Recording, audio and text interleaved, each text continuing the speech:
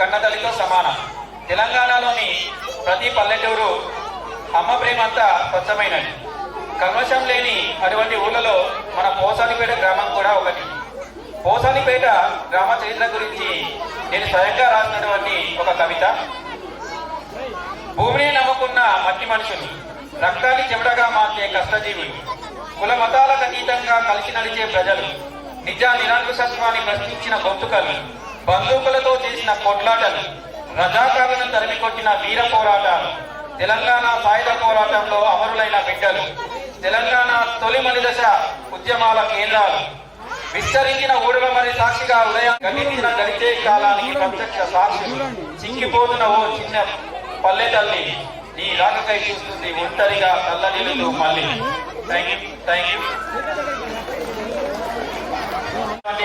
మరొకసారి ఆయన టీమ్ని పర్ఫార్మెన్స్ ఇవ్వవలసిందిగా సవినయంగా కోరుతున్నాం.